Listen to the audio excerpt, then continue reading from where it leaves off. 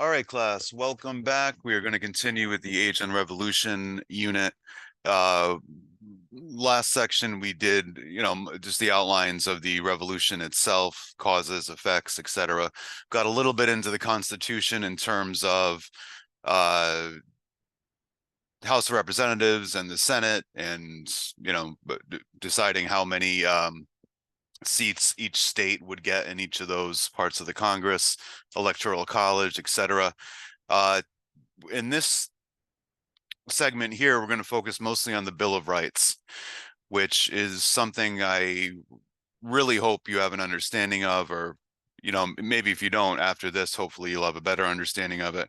And specifically, an understanding of how these ideas in the Bill of Rights affect your life. And I hope and expect that something will come up in this session here that'll give you some ideas for some current events. So, with that said, I just realized I'm not sharing my screen. Let me get it together here. Okay.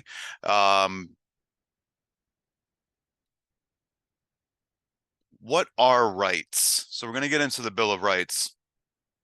But first, let's make sure we know what we're talking about here.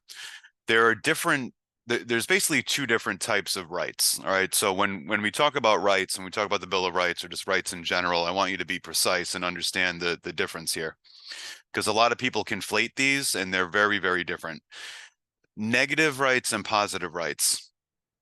A negative right is the right from something. We'll get into that in a minute.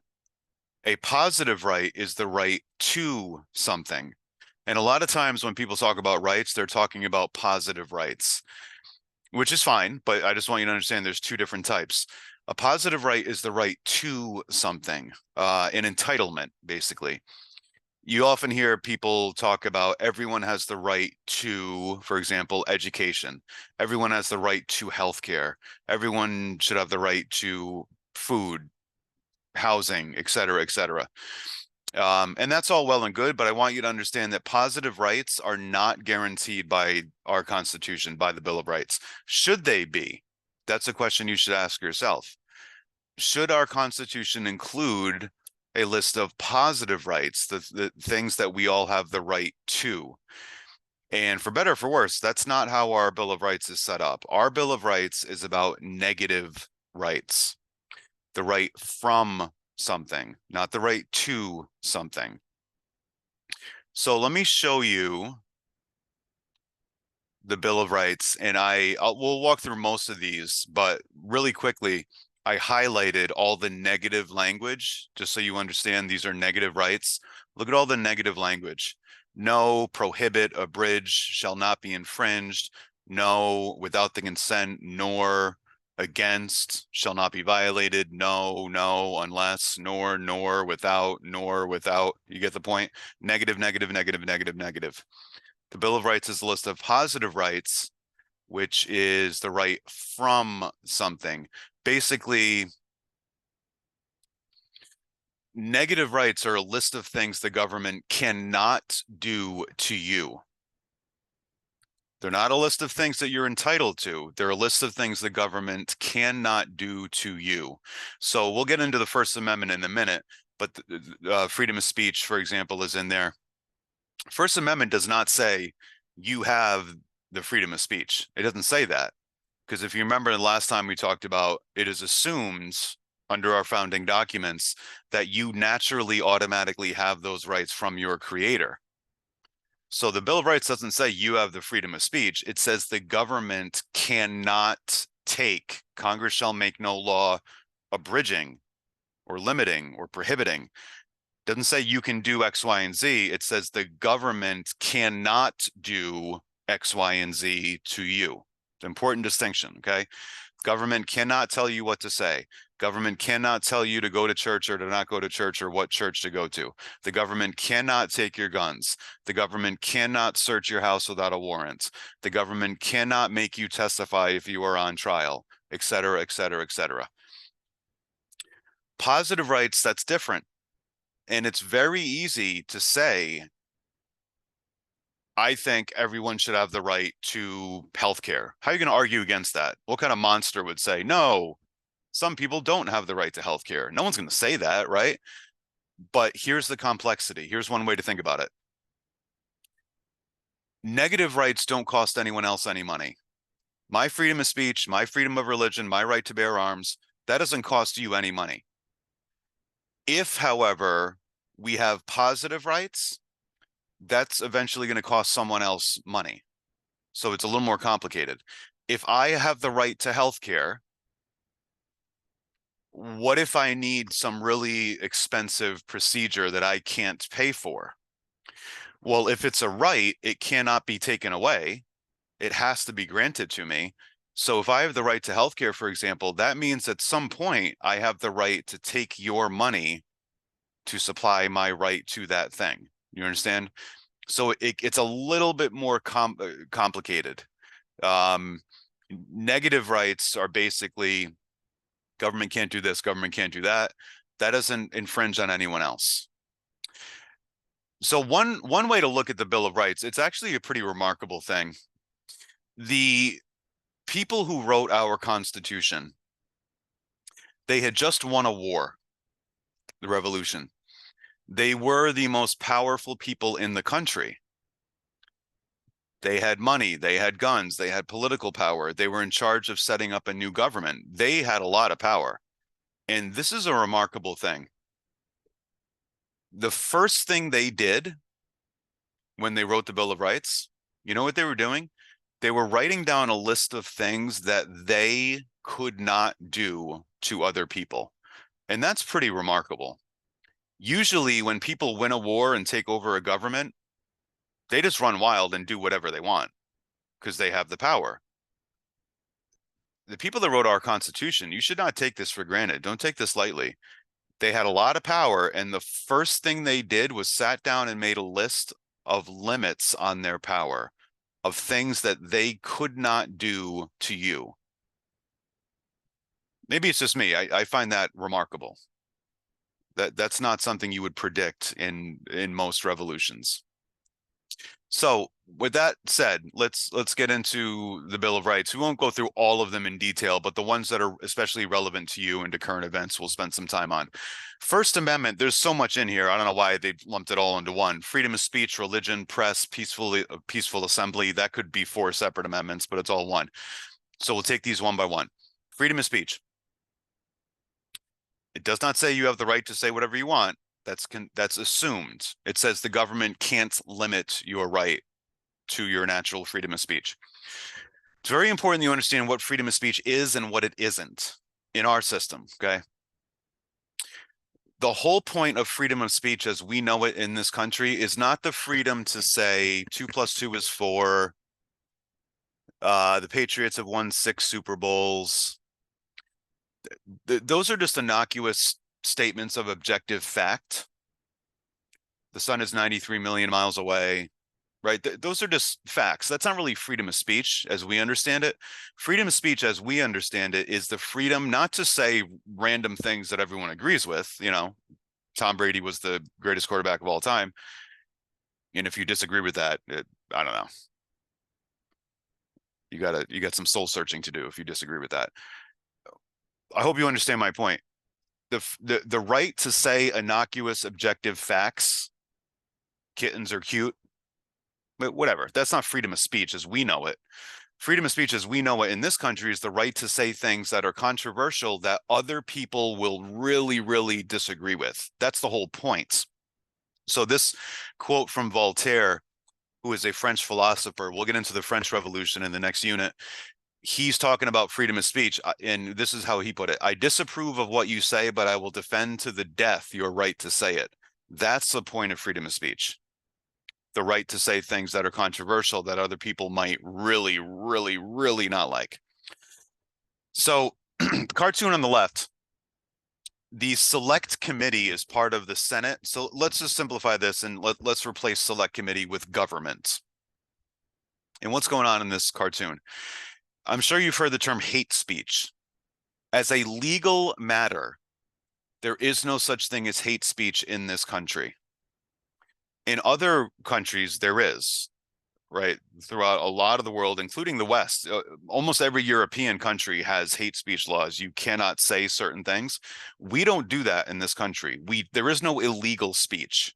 There are very, very few exceptions, but let's just keep it simple here. There's no criminal speech in this country. There's no such thing as hate speech.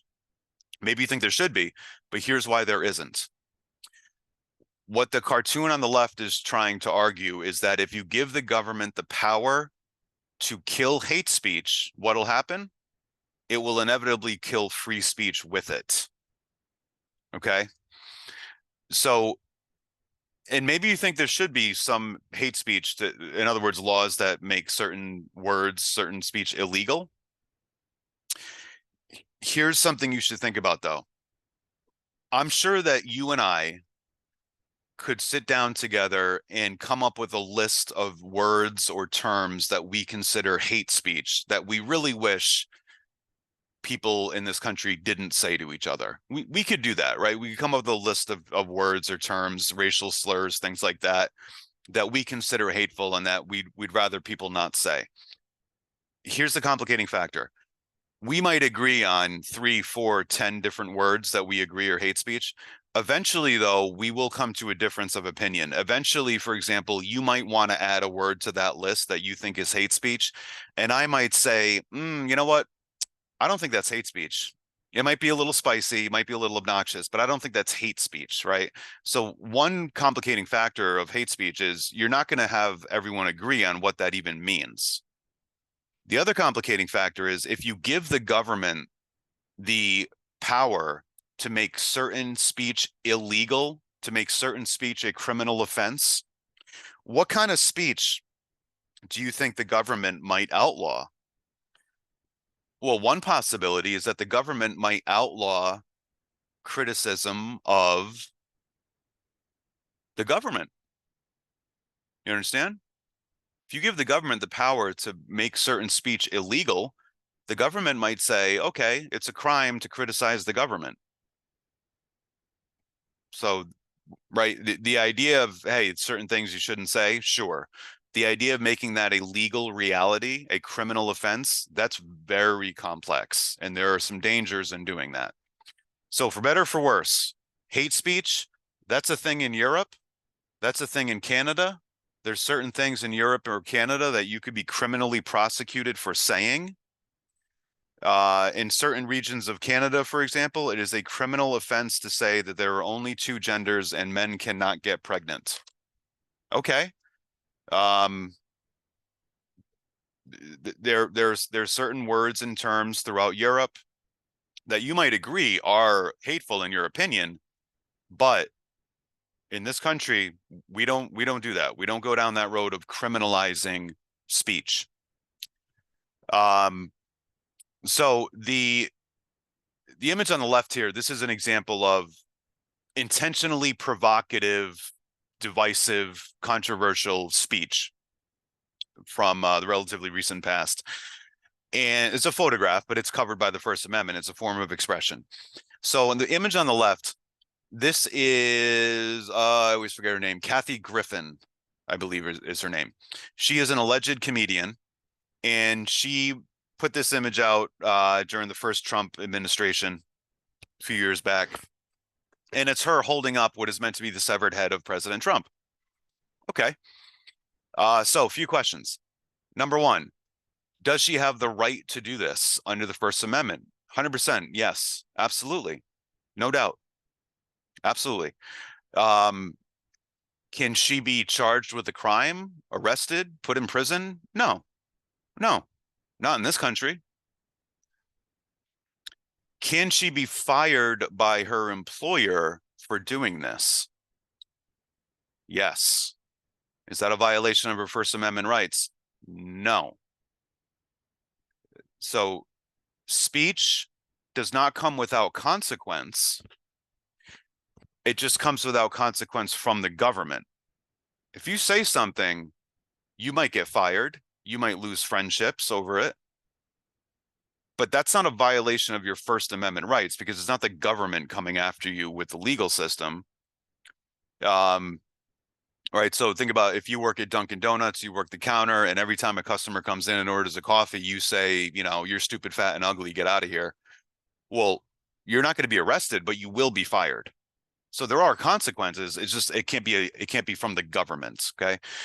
So she has every right to do this in terms of the government, in terms of the force of law. In terms of ramifications from her employer or private individuals, hey, that's all fair game. This quote on the left is similar to the Voltaire quote. If we do not believe in freedom of speech for those we despise, we do not believe in it at all. Yeah, that's the whole point. So let me walk you through how I personally look at this image. And again, I know I repeat myself, but it's worth repeating. My personal view on this shouldn't matter to you at all. I just want to, again, illustrate for you how these several things can be true at once and how many moving parts there are here. Does she have the right to do what she's doing? Yes. Would I personally want her to be arrested for doing this? No. No, because I agree with the quote over here from Noam Chomsky and the quote from Voltaire. Here's what I personally think about this woman. I think she is a nasty, ill-informed, obnoxious, half-bright, miserable. I don't want to get too mean. I'm not a fan. I think she's a joke. Actually, no, jokes are funny. I think she is a reprehensible half-wit. I don't think she knows anything. I don't think I think she's just a miserable person. I feel bad for her on some level, living her life being so angry, but whatever. I got nothing nice to say about this woman. However, I 100% support her right to do this. Both of those things can be true in my mind at the same time. When you look at this image, which is meant to be provocative, of course, there's a couple different layers that you might think about in terms of how you feel about this image. The surface layer, which we all do, it's human nature, it's natural. The surface layer would be filtering how we feel about this image through the filter of how do we feel about the subject? How do we feel about President Trump? If you hate President Trump, you might say, oh, I love this image. This is based, you know, print it out, hang it on my wall. Awesome. Fine. No problem. However, if that's your assessment, I hate Trump, therefore I love this image. Totally fine. Have fun. Here's the question. Now do President Obama. If you like this image because you hate Trump, that's great. All the power to you. Now pretend she's holding up the severed head of President Obama. Do you feel the same way? Or if you switch the subject, if you switch, let's say for the sake of argument, you hate Trump, therefore you like this image. All right, replace that severed head with someone that you like and respect. Maybe President Obama, maybe someone else, whatever. Do you have the same thought process, or do you say if it's someone you like and respect, oh, whoa, she shouldn't be able to do that? And if you do, fine, that's human nature. I'm just getting you to think about when you look at something like this, what are you thinking about? The principle or your personal feelings? And in our system, your personal feelings don't matter. The principle is what's supposed to matter. She has the right to do this. If you like it, congratulations, I'm happy for you. If you don't, well, get over it. Turn the channel. Don't look at it. You know, write an essay about why she's wrong. Use your own freedom of speech to argue against her. That's all good. But you cannot silence her just because you personally disagree. That's the predicate of the First Amendment. The right to say things that people are going to disagree with. This measures parts of the world where divisive, offensive, however you want to put it, speech is most tolerated and where it's least tolerated. And this shouldn't surprise you. The United States is the most tolerant country in terms of people can just let it rip, say whatever you want, even if people don't like it. And, you know, a couple countries in Europe come sort of close. This is kind of subjective. I have a couple bones to pick with this, but generally speaking, broadly, it's pretty accurate. United States is at the highest level of tolerance of offensive speech. Absolutely. Notice the entire Islamic world and China. How do they feel about free speech? Nope. Nope. They don't think it's a good idea. Free speech as we practice it here. They don't think that's a good idea throughout the entire Islamic world and China, among other places. You know why? You know what their argument is? Free speech is divisive. That's true, is it not?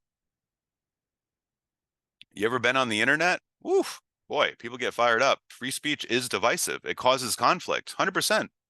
Therefore, a lot of countries say free speech as the Americans practice it. No, we don't want anything to do with that. It's going to cause chaos. It's going to cause division, could cause violence.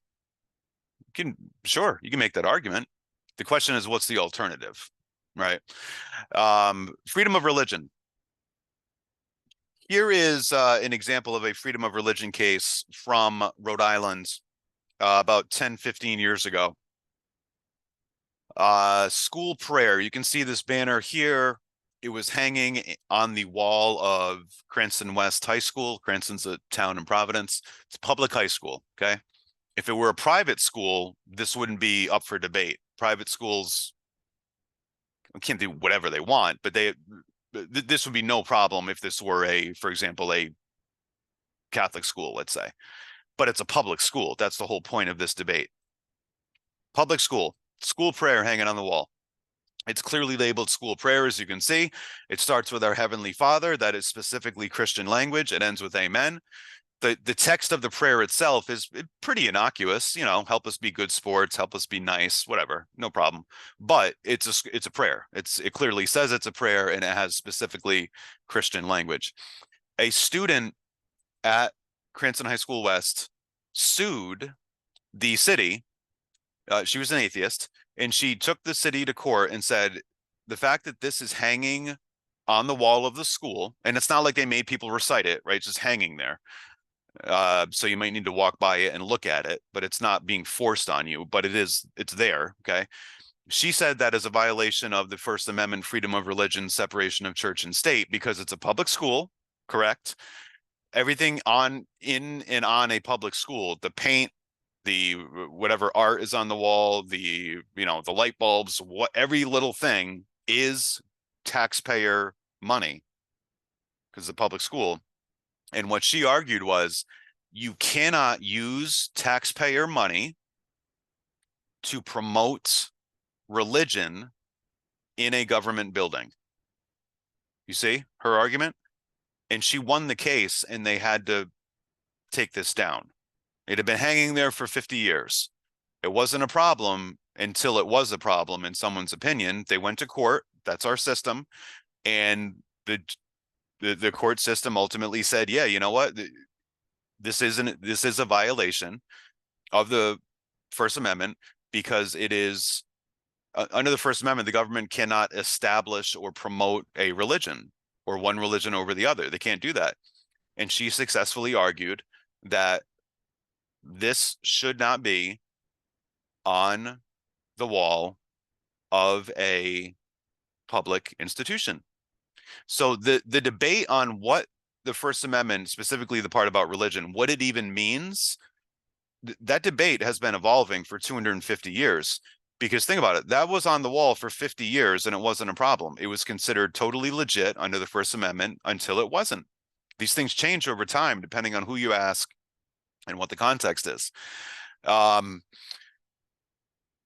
Your institution that you're attending here with this course there's a lot of government money that goes into that. It's a public institution.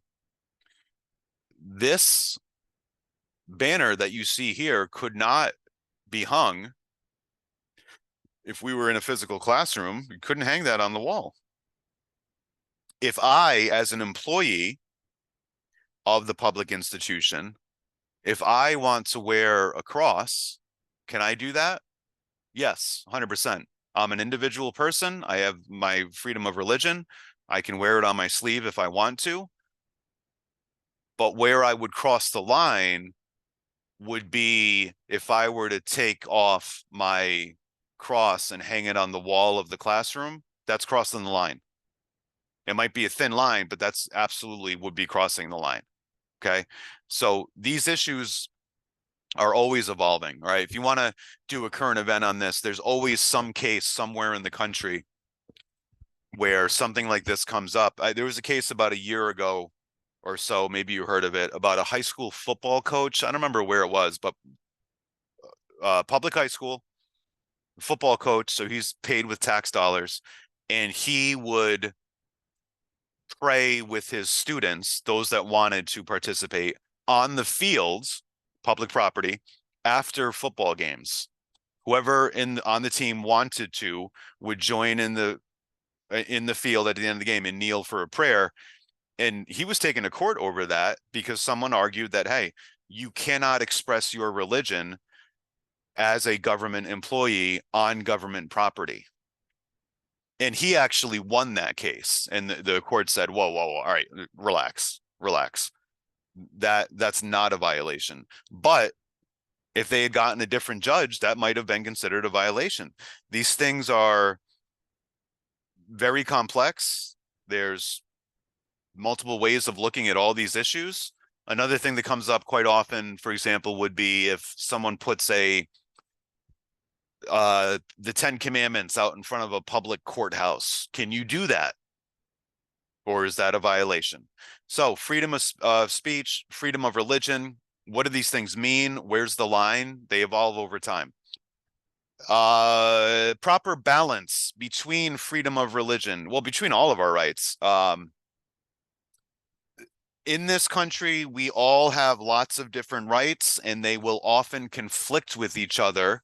And then we go through the legal system to figure out whose rights take precedence. And that could be complex and messy.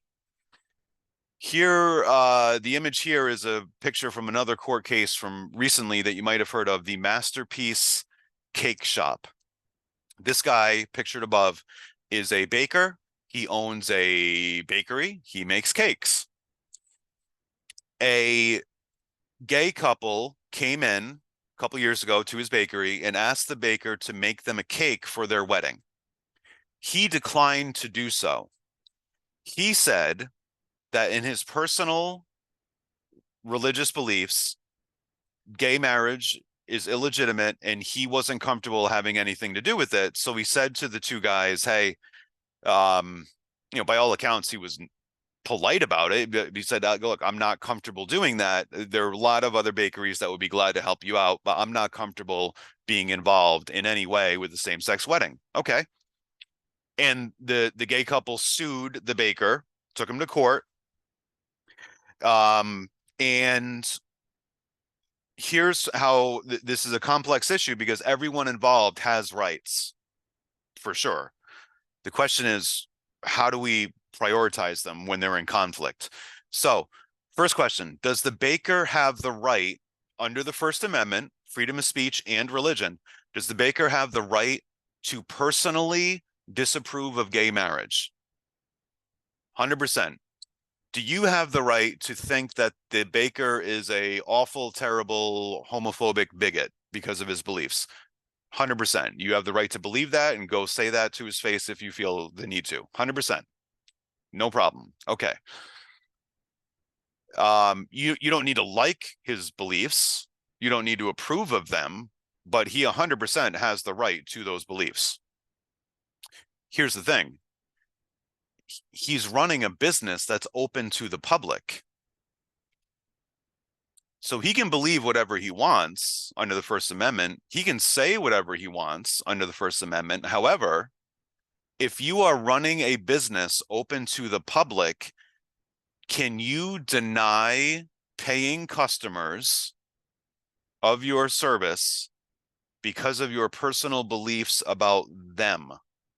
And the answer is no, you can't. Okay? Under the Civil Rights Act of 1964, you can't do that. You can believe anything you want, but when you cross the line to, I'm not going to provide you a service, you're a paying customer in a business open to the public, but I don't like something about you personally, therefore I'm not going to serve you, you can't do that.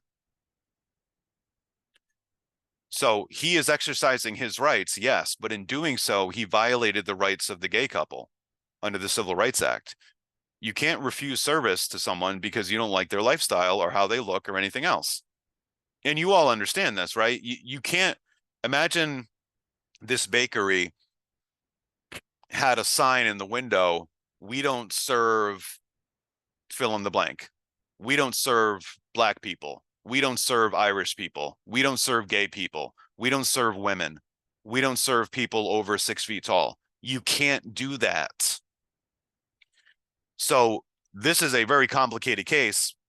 Aside from your personal feelings about the specific issue at hand, both parties, the baker and the same-sex couple, they both clearly have rights.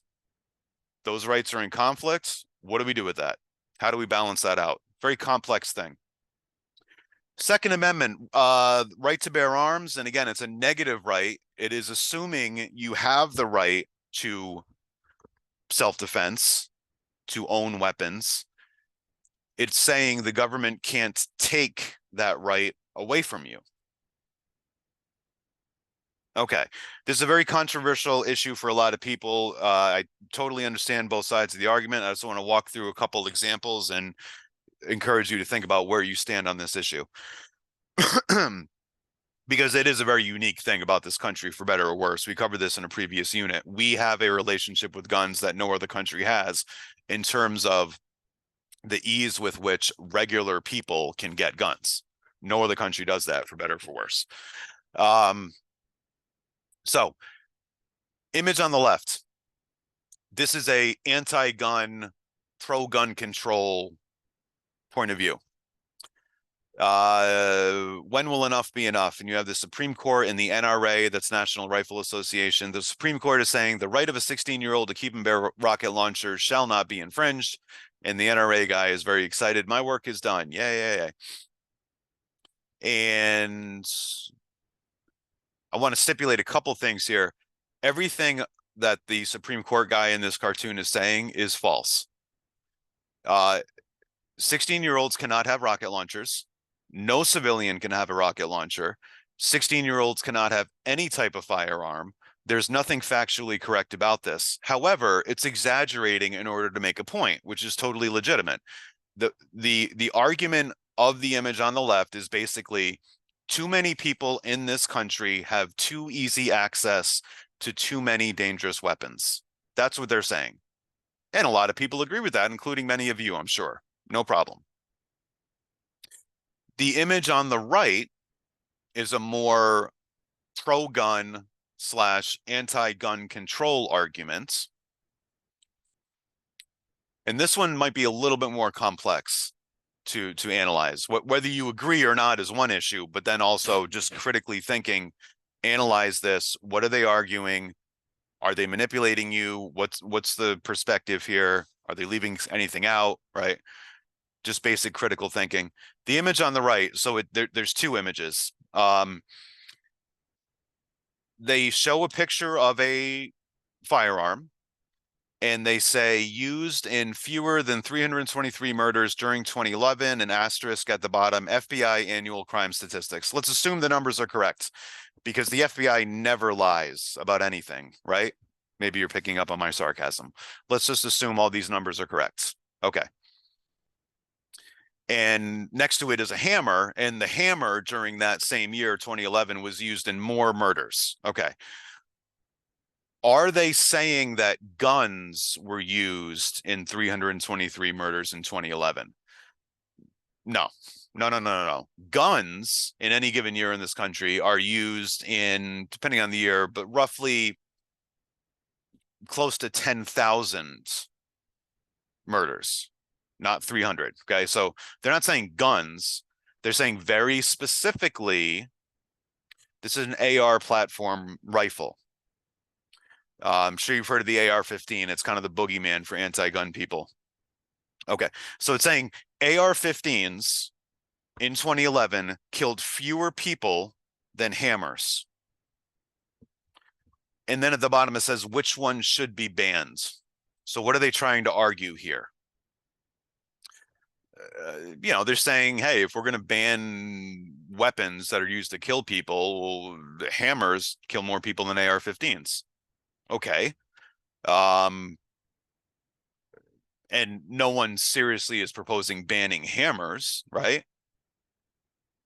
That's kind of what they're arguing. So a couple things I want to make sure you understand as you're assessing your own personal opinion on this. Um, the Well, where to start here? First of all, AR-15, AR does not stand for automatic rifle. Automatic weapons are illegal for civilians in this country. You cannot buy an automatic rifle. It stands for Armalite rifle. It's just a specific type of rifle, but it's not automatic. No civilian can have an automatic uh, weapon. AR does not stand for assault rifle. Assault rifle is a term without a meaning. If you call something an assault weapon, you're not, that doesn't tell you anything about the actual weapon. It's just a descriptor that makes it sound dangerous, but anything can be an assault weapon, right? A hammer is a tool, but it can be turned into an assault weapon if you hit someone in the head with it. Okay. So which one should be banned? Well, if you're picking this apart critically, you could say, well, a couple of things I would point out. Everyone essentially has a hammer in their house. Not everyone has an AR-15 in their house. A hammer is a weapon of opportunity, a crime of passion type thing. No one plans a murder ahead of time with a hammer. The primary function of a hammer is not to kill people. The primary function of a rifle is to destroy things. That's what it's for. If I need to fix something or repair something, I'm not going into my gun safe. I'm going into my toolbox. If I need to destroy something, I'm going into my gun safe. Another thing I will point out is we've all heard terrible stories about mass shootings. You ever hear a story about a mass hammering? Some awful story about some maniac taking a hammer and killing 20 people with a hammer? No, that's not a thing. So the functionality, the lethality between a rifle and a hammer, they're very different things, okay? So the data might be true, but it's a little, you could pick apart this logic. However, what's important for you to understand about the Second Amendment is it's not going anywhere ever. And so a lot of people want to get rid of it. Fine. I hear that. It's not happening. All right. It's in the Bill of Rights. It's not going away. So just want you to understand what it is, what it isn't. The debate is, should there be more restrictions on guns? What types of guns? Magazine size, basically how many bullets can you have in the gun at once before you need to reload. A lot of different states have rules about that. Waiting period, should there be a waiting period for a gun? Different states are different. We'll get to this when we get to the 10th Amendment, but basically the 10th Amendment spells out that different states can have different rules. And the gun issue, you see this a lot with the 10th Amendment. So I moved a few years ago from Rhode Island to Massachusetts, and the gun laws between the states are different. And it was my responsibility to learn and understand the differences in the laws. In Rhode Island, for example, there's a waiting period. So when I bought guns in Rhode Island, I had to wait, I think it was 8 days between the purchase, background check, all that stuff, pay for it. All right, come back in 8 days. Massachusetts, there's no waiting period. Massachusetts, you go in there, background check, boom, boom, boom. Here's your money. Here's your gun. You leave with the gun. So there are different, between different states, there's different rules regarding guns, but on the federal level, because of the Bill of Rights, because of the Constitution, you cannot outlaw guns. You can't. It's in the Constitution. A lot of people hate that. I get it. I've met many of those people. I will point out that your opinion on this issue could change over time as as things in your personal life change. The huge majority of gun owners own them for self-defense, to defend their family and their property. The most common argument is, you don't need that, just call the police. Okay, fine. Why do people call the police? If you're in trouble and you're in danger, you call the police because what you're thinking subconsciously is, I need someone here with a gun. So the Second Amendment argument is cut out the middleman. If you have your own gun, you're not in that vulnerable state. And just on a practical level, if depending on where you live, what kind of area you live in, inner city, suburbs, rural, whatever it is, even if it takes, let's say someone's trying to break into your house in the middle of the night and you call the police and they're there in 5 minutes. That's very quick, right? 5 minutes. You know how much can happen in 5 minutes? A lot can happen in 5 minutes. That's the Second Amendment argument. Okay. So there's a lot of misunderstandings about this issue. Fine. A lot of emotional, really personal feelings on all sides of this issue that you should understand and empathize with. But the issue of self-defense, you should think about that seriously, think about that empathetically, and understand that, again, as you change, as you grow and have different life experiences, you might change your opinion on this issue, right? And again, the majority of people who own guns, it's for, that that God forbid moment where it's like you'd rather have it and not need it than need it and not have it. Okay. If someone is trying to do harm to my wife or my kids, it's Second Amendment time, straight up. And if you think that's crazy or paranoid, I totally understand that. I get it. When you have children, you might change your mind on that issue, or you might not. Obviously a lot of diversity of opinion on this issue throughout the country, but it's in the Bill of Rights, not going anywhere. Fourth Amendment. This has to do with protecting you against the government violating certain rights to privacy, etc. Government can't search your house without a warrant. What you should understand in the modern 21st century context is that the First Amendment has been almost wiped out, practically speaking, by the federal government, because the government searches us all day, every day, not physically, but digitally, electronically, virtually. All of your internet activity is captured by the government without a warrant. And so down the road, if you come under suspicion for something, the government already has all of everything you do online, right? All of it, everything you've ever said, every picture, every bank transaction, everything. Okay. And the rationale that they give is, we need to do that. We need to violate your privacy in order to protect you. Okay. Ask yourself if that makes sense. About 10 years ago, James Clapper was President Obama's Director of National Intelligence. He was being asked about this in Congress. Did the NSA, National Security Agency, that's the agency that captures all of your internet activity. He was asked under oath, did you collect data on hundreds of millions of Americans? And he said under oath, no. And spoiler alert, he was lying. And, now he goes on CNN and MSNBC to talk about how everybody except him is a threat to the Constitution. So good times. The definition, though, the expectation of privacy in our country has taken a nosedive, specifically since 9/11. Fifth Amendment has to do with things the government cannot do to you, again, if you are in trouble with the legal system. And there's a few things in the Fifth Amendment that are protections from government abuse.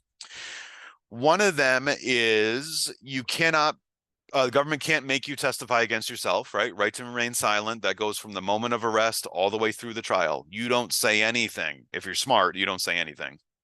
You don't need to. And the reason you don't need to say anything, this is very important. The burden of proof in our system is on the government, not on you. This is why you don't need to say anything. The burden of proof is on the government, not you. You don't need to prove that you are innocent. The government has to prove that you are guilty beyond a reasonable doubt. You know that term. And if they don't prove that you are guilty, you go free. You think about in a court case, there's two possible verdicts, guilty or what's the other verdict? Not guilty. You ever think about this? Innocence is not an option. Innocence is irrelevant. You ever think about that? Not guilty is the opposite of guilty. Innocent doesn't even come up. What does not guilty mean? Does it mean you're innocent? No, it means the government didn't prove that you were guilty. One of the most infamous criminal cases in the history of the country is before you were born, but I'm sure you've heard of it to some degree, the O.J. Simpson murder case. He was found not guilty of double murder. Spoiler alert, he was as guilty as it is humanly possible to be. He absolutely killed those people. In the real world, in the universe we're living in, you know, the sun comes up in the east, 2 + 2 is 4, that world, he did it, period. Okay. However, the jury in that case decided that the government had not proved it beyond a reasonable doubt for some insane reason, and they said not guilty. Okay, fine, that's our system. Doesn't mean he's innocent, because he obviously wasn't. Another thing that's in the Fifth Amendment in terms of protecting you against the government if you're in trouble with the courts is called double jeopardy. You cannot be charged or tried twice for the same crime. The government has one chance to prove that you're guilty. If they don't, the case is over. You cannot be tried again. So here's why that's in there. If you're on trial, it's because the government wants you in prison, right? If the double jeopardy clause was not in the Fifth Amendment, you know what would happen every time someone on trial was found not guilty? The government would say, hey, that's nice. Turn around. You're under arrest again. We're going to put you on trial again. We will put you on trial 2 times, 10 times, 37 times until we find a jury that says you're guilty because we want you locked up. And that would be a violation of your rights, right? And so the government has one shot. And if they can't convince the jury, that's it. It's over. So in the O.J. Simpson case, what would have happened if after he was acquitted, he had walked out of the courtroom and said, guess what? I killed those people. Ha, ha, ha. What could be done? Nothing. Nothing. So because of these protections, the bad news is sometimes people get away with murder, like Mr. Simpson. However, the good news is, in theory, we are protected in this country from the government abusing its power to come after people that they want in prison. Here's another way to look at it. The burden of proof, as I said, is on the government. They need to prove you're guilty. You don't need to prove you're innocent. You sit there, you say nothing, and you say to the government, prove it. The theory underpinning that goes like this. It is better to let 10 guilty people go free than it is to accidentally lock up one innocent person. That's the theory behind our legal system. It is better, if there's any question at all, you would rather let guilty people go free, OJ, than risk locking up an innocent person. That's why those protections are in there. Now, does that mean there are not innocent people in prison? No, it doesn't mean that at all. It means that if our system were the way most legal systems are, there'd be a lot more innocent people in prison. In most legal systems, the burden of proof is on you. You need to prove you're innocent. In most legal systems, they don't say we'd rather let guilty people go free than risk locking up innocent people. They say the opposite. They say if there is any doubt of your innocence, if there's a 10% chance you're guilty, we're going to lock you up just to be safe. Right? And in our legal system, it's more, if there's a 10% chance you're innocent, we're going to let you go just to make sure we don't accidentally lock up a guilty person. That's the theory, okay? How well we live up to that is an entirely different issue, of course. All right, the rest of this we'll spend on the 10th Amendment. So we skipped over a few, of course, but I want to stick to the ones that are most relevant to your life and the current events. 10th Amendment goes back to an issue that we talked about last time. The relationship between the federal government and the states. We have one country, we have federal laws, the federal government's in charge of certain things. At the same time, we have 50 states with 50 separate state governments, 50 different governors and state houses, and 50 different sets of state laws. What the 10th Amendment says is that the federal government is supposed to be in charge of very few things, and we talked about them last time. It's a very short list. Defense, if there's a war, the economy in terms of the currency and trade, and that, delivering the mail, and that's basically supposed to be it. And the states are supposed to be able to pretty much do their own thing as long as it doesn't violate the Constitution. So some examples of that, we'll go chronologically here. The civil rights era, civil rights movement. As you know, there were laws in several states saying, for example, Black people can't vote, Black people can't serve on juries, Black people can't own guns. Whatever you think about the Second Amendment, you understand why that was a law in the Jim Crow South, right? Black people can't own guns. However you feel about guns, you understand this?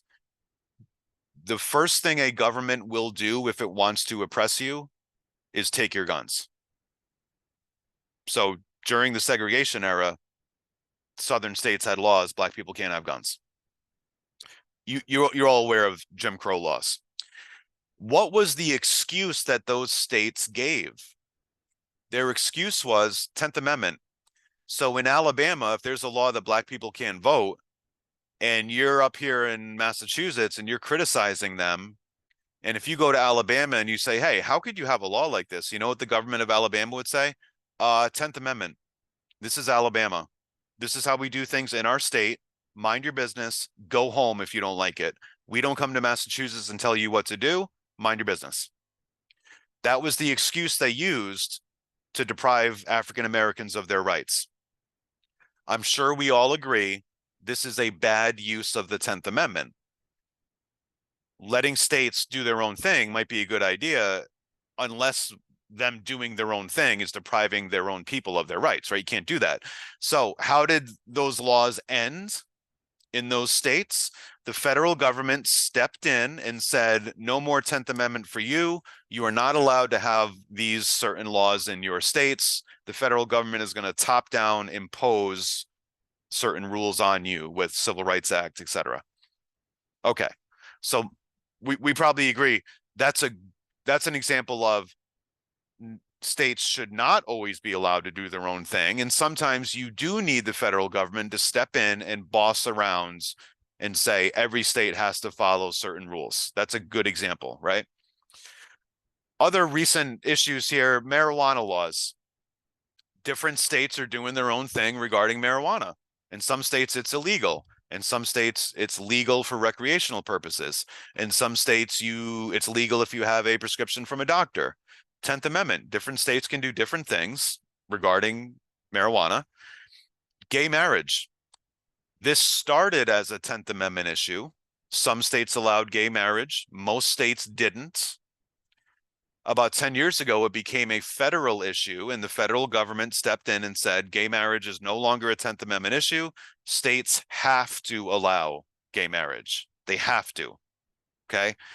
So in our country, certain laws are federal, top down. Every state has to follow this standard.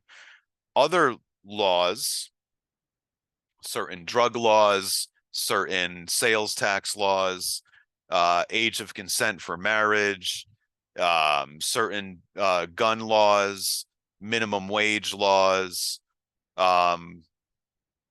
cigarette taxes, a lot of different rules in different states vary widely across the country because of the 10th Amendment.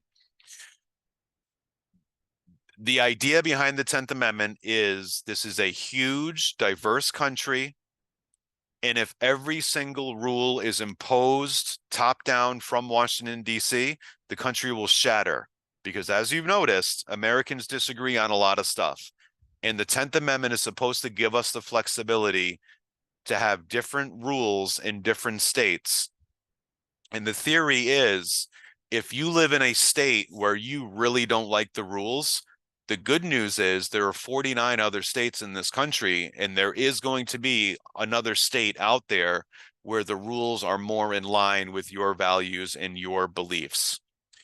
In 2020 and 2021, there was a huge wave, the biggest wave in history, of Americans moving from one state to another. And there are different reasons for that, for why people were moving. But if every state was the same and had the same rules, there would be no point in moving. You understand? So that flexibility, different states have different policies on COVID lockdowns during 2020, for example. Florida opened up their schools 100% like 3 months into COVID. California didn't open them for like 2 years. That's a big difference. And if you gravitate towards one or the other, hey, you can move. If you think the schools should have been opened up right away, you can move to Florida. If you think the schools opened up way too soon in Florida and you don't like that, you move to California. They're locking down for 2 years. Have fun. People have different opinions on things. That's good. That's natural. It's a big, diverse country. Different states are supposed to reflect different ideas to give everyone a place where they can go and be comfortable. That's the idea. Okay. It's a really important thing for you to think through. Where is the line? We cannot survive if every single rule is top down from Washington, D.C. The country's too diverse for that. We don't agree on things. You've noticed that. We need different states to be different, but as in the civil rights movement, for example, we can't allow their differences to be an excuse for depriving people of their rights. One last thing on this issue that you might do for a current event that I'm sure you've heard about that goes to the heart of this: abortion. For 50 years under Roe v. Wade, abortion was a federal thing. Every single state had to allow abortion for the first trimester. 2 years ago, that changed. It flipped and it turned back into a 10th Amendment thing. And now every single state can have their own rules about abortion. They're not being forced by Washington, D.C. to follow a certain thing. And if you know anything about what happened as soon as the federal government lifted its top-down rule and said to the states, 10th Amendment, every state do what you want. You know what happens? States went in wildly different directions on the issues of abortion. Some states allow abortion up until point of birth. Babies in the birth canal, you can still have an abortion in California, in Colorado. Other states don't allow abortion at all. Oklahoma, I believe, is one of the most extreme ones. There's a handful of states where you just can't have an abortion. Whatever you think about the issue of abortion, you understand it's impossible to be further apart on that issue than this. One state says no abortion at all. A state right next to it could say abortion up until point of birth. It is literally impossible to be further apart on any issue, right? No abortion at all, or abortion on demand, no questions asked, right up until the baby's coming out. Whatever you think on the issue, like, you understand what I'm saying? That Americans do not agree on abortion at all, okay? And so that's such a great example of why we have the 10th Amendment. This is an insanely diverse country when it comes to opinion, and the 10th Amendment is supposed to allow that to be reflected by different states having different rules. So to wrap up, our system, it's a lot going on at once. It's very convoluted. It's very unique. This is a republic. It is not a direct democracy. We have the Electoral College. We don't let people vote usually on decisions that the government's going to make. It's a republic, meaning we vote for representatives, senators, presidents, governors, mayors, and those representatives make decisions for us. We have divided sovereignty.